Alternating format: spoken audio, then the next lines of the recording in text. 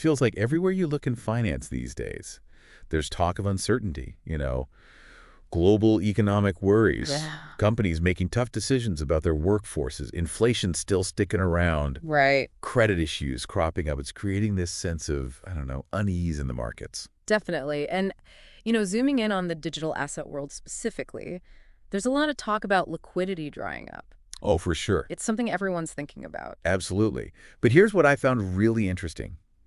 Some analysis we've been looking at suggests that certain digital assets could actually do really well in this environment. Oh, interesting. Not just survive, but actually thrive. Yeah.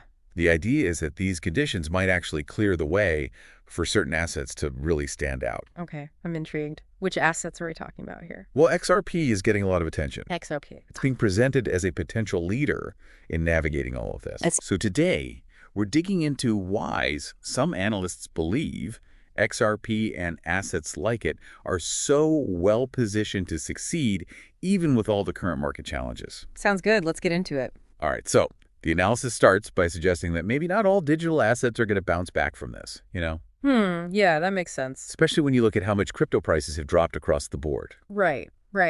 And, this analysis makes a really interesting point about the staying power of those past crypto rallies. Like, take Bitcoin, for example. They're suggesting that those huge price surges might not have been, well, totally sustainable. Oh, interesting. Yeah, the argument is that they maybe lacked fundamental support I see. and that some of those big investors, the whales, might have been strategically cashing out as prices went up while encouraging more everyday investors to buy in at those peak levels. Wow. That really makes you think about how we separate genuine long-term value from, just market hype. Exactly. Like, what truly backs up the value of these assets beyond just, sentiment? The idea that some of those record highs might have been, well, a little artificial, Yeah. definitely gives you pause. It does. And the analysis goes on to point out some external factors that they think are contributing to the current market, dynamics and that tightening of capital we were talking about. Okay. One example they bring up is the rise of celebrity-backed tokens. Oh. They specifically mentioned Redacted, that token that had a huge price drop. Yeah.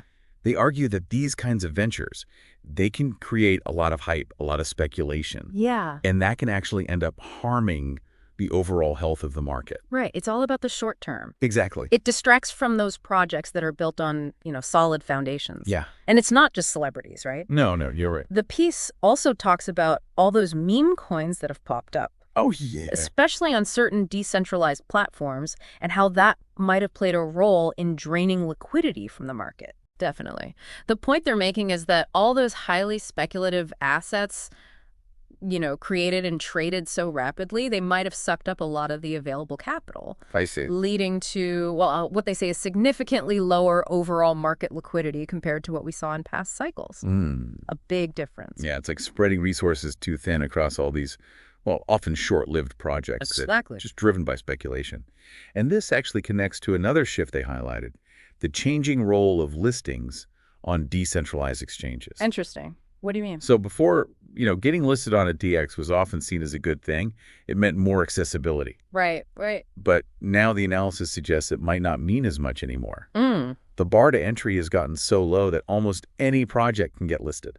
Yeah, that's true. Regardless of their, long-term prospects. So those listings, they don't necessarily signal the same level of credibility anymore. Makes sense. It's harder to separate the wheat from the chaff, so to speak. It's exactly. Investors are having a tougher time telling which projects have real potential. Sure. And which ones are just, flashes in the pan. Yeah. And it's not just the newer tokens feeling the pressure.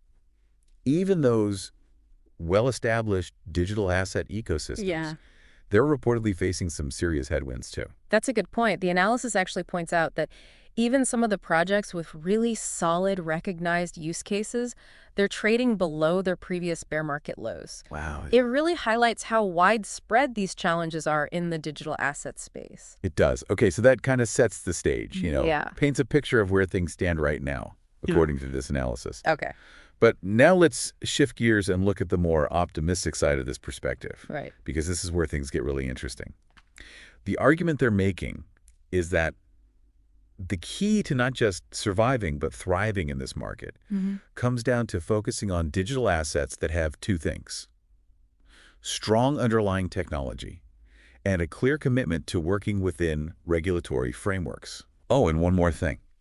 A real focus on solving real-world problems. Okay, so it's about practicality. Exactly. They're saying that in an environment where speculation is fading and there's less capital to go around, Makes sense. the projects that can show they have real practical utility Yeah. and that they're playing by the rules, those are the ones that are going to win. I see. A shift towards quality over, well, hype. Right. And who do they see leading this charge? Let me guess. XRP. You got it. Okay. They specifically highlight how its past growth has been tied to its utility, Right. its actual use in solving real-world problems. That's a good point. They're not basing this on speculation, but on the value that these technologies can bring to different industries and existing processes. Exactly. And they mentioned other projects too. Oh, yeah. Stellar, XLM, known for its focus on, efficient cross-border payments. Yeah. And Hedera Hashgraph, HPR, which is working on a secure and scalable network for enterprise applications. What makes their utility stand out to you, according to the source? Well, if you look at the big picture, the belief is that as bigger institutions, start adopting digital asset technologies more and more, these utility-focused projects, the ones following the rules, are the ones they're going to be most interested in. Makes sense. Because they're focused on solving real problems. Right. It makes them easier to integrate into existing financial systems. Exactly. So here's the takeaway. While the whole digital asset market is going through this big adjustment, with tighter liquidity and less speculative investment, there's this argument being made that certain assets, specifically those with real utility and commitment to regulations, they have the potential to do more than just survive. They could experience huge growth, sustainable growth, as the market matures and those good institutions start adopting them more and more. Yeah. They're a pretty optimistic counterpoint to a lot of the, more cautious narratives we're hearing out there. It is. It's a hopeful outlook, pointing towards a shift in focus within the digital asset world. Totally. Moving away from that pure speculation. Right. And towards the real value and real-world applications of these technologies. I like it. So as we wrap up, this leaves us with a question for you to think about. With this emphasis on real-world utility and regulations, what other factors do you think could contribute to the long-term success of digital assets as our financial world keeps evolving? It's a big question, definitely worth exploring further.